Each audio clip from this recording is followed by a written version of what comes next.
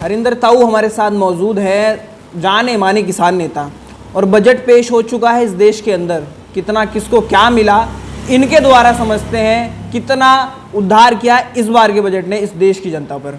स्वागत। धन्यवाद आपका और आपके सभी साथियों को ताऊ का राम राम। क्या समझे इस बजट से? देखिए, ऐसा ही है जैसा मुंगेरी लाल के हसीन सपने हैं, वो हम हर बार देखते आते हैं। हर बार और एक ही देश तर्क। के किसान और मजदूर हो, युवा हो, हाँ। वही हसीन सपने देखते हैं। मिला क्या?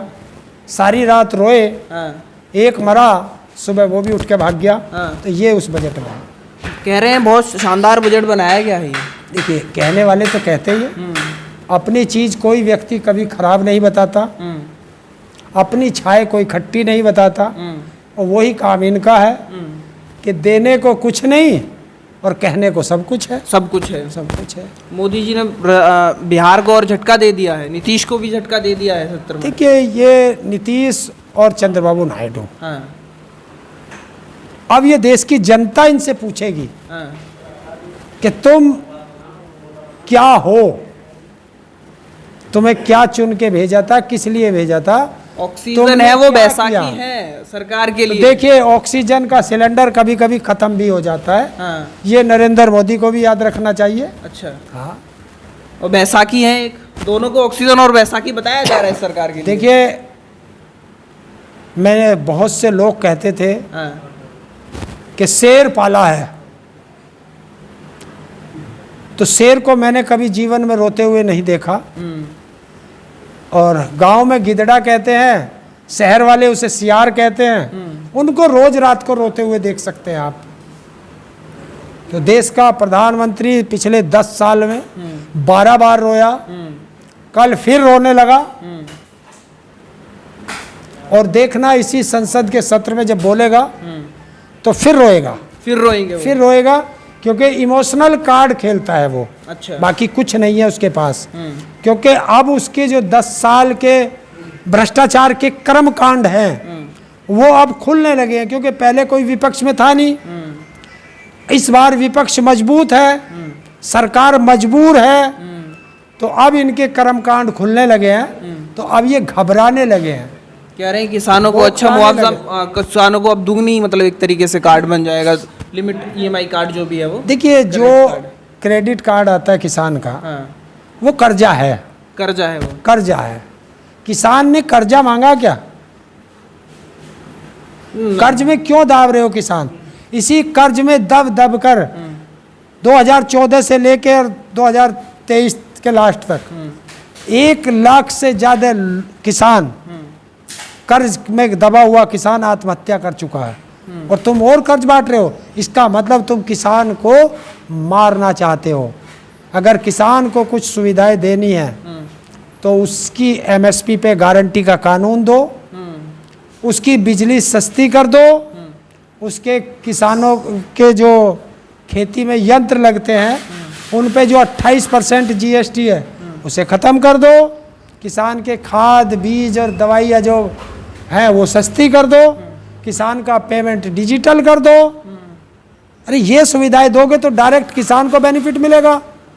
और अगर ये सुविधाएं आप नहीं दोगे तो मोदी जी कांग्रेस को तो क्या कहते थे, तुम्हारे यहाँ दलाली उससे ज़्यादा खा जाएंगे, किसान को मिलना ही कुछ नहीं। कह रहे हैं महंगाई नहीं है।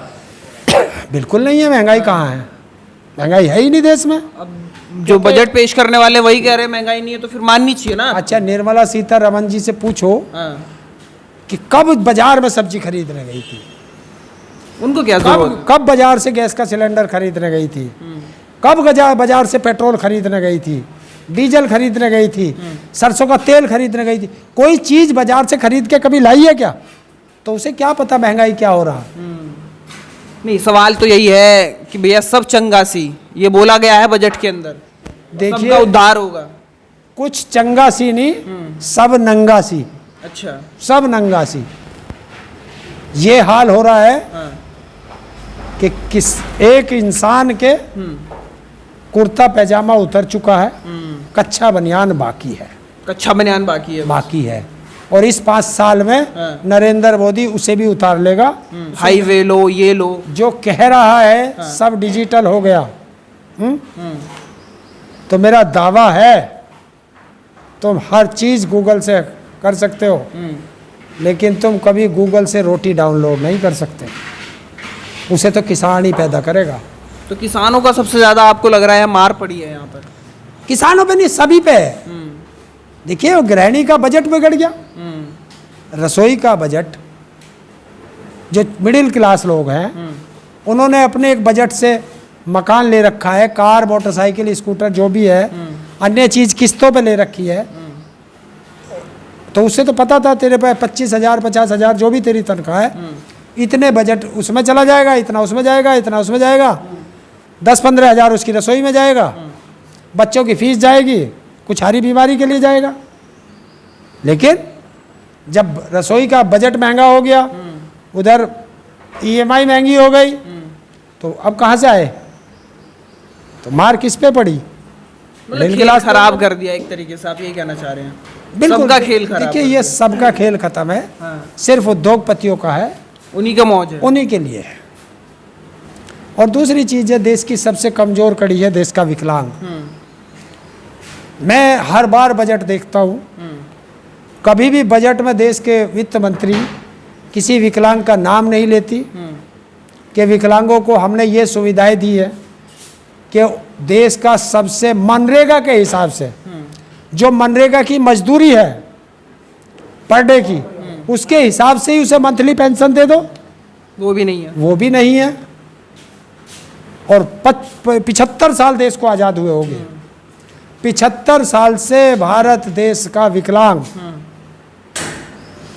बैसाखी ट्राईसाइकिल इसी के लिए लड़ रहा है। अभी देश के विकलांगों पर बैसाखी और ट्राईसाइकिल भी नहीं है। चलिए, और जो बजट है, जो WHO से बजट आता है, विदेशों से जो फंड आता है, वो इतना ज़्यादा फंड आता है कि अगर वो फंड देश के विकलांगों तक पहुंच जाए तो देश के विकलांगों का बहुत अच्छे से गुजर बसर हो सकती है। देश के विकलांगों को लगभग 5,000 रुपये पर मंथ पेंशन मिल सकती है। और जो भारत सरकार देती है और देश की राज्य सरकारें देती है और जो कुछ कंपनियां भी डोनेट करती हैं, वो कहाँ जाता है? जो बड़े बड़े NGO हैं वो इन्हीं बड़े बड़े धन्ना सेठों के हैं और इनको चला जाता है और ये खा जाते हैं, जैसा हमने कई बार पकड़ा भी है। चलिए, एक सवाल, लास्ट सवाल यही है, समय हो गया। नीतीश कुमार को सबसे ज़्यादा ज़रूरत थी इस सत्र में अपने ऊपर काम करने की, या फिर कहना है कि सबसे ज़्यादा उन्हीं को मिलना चाहिए था? कुछ भी नहीं मिला। क्यों? कुछ भी नहीं मिला। नहीं, उसको तो मिलना चाहिए था। देश के हर मुख्यमंत्री को मिलना चाहिए था, प्रदेशों के सबसे ज्यादा शर्तें उत्तर प्रदेश को मिलना चाहिए था सबसे ज्यादा, क्योंकि उत्तर प्रदेश से प्रधानमंत्री है। यहाँ क्या दिया? बाबा जी का टुल्लू। कोई इंडस्ट्री दी है क्या? नहीं दी। ग्रामीण क्षेत्र में कोई अच्छे दिल्ली वाले स्कूल खोले क्या? मतलब नहीं है भाई, पहले हालात, पहले वाले हालात। कोई हॉस्पिटल बना रहे हैं क्या? तो फिर तुमने किया क्या? जो फैक्ट्री तुम इधर उधर से लाते हो और गुजरात ले जाते हो, तो फिर गुजरात की विकास हुआ होगा, बाकी प्रदेशों में तो कुछ हुआ नहीं। चलिए, हाँ, ये है कि सरकार बचाने के लिए, कुर्सी बचाने के लिए बजट का कुछ हिस्सा या तो नीतीश कुमार को या चंद्रबाबू नायडू को दे दिया गया, बाकी तो रबड़ की स्टाम्प है। वो चाहे उत्तर प्रदेश का हो, चाहे राजस्थान का हो, चाहे मध्य प्रदेश का हो, चाहे छत्तीसगढ़ का हो, चाहे महाराष्ट्र का हो, उनकी औकात नहीं, वो बोल नहीं सकते।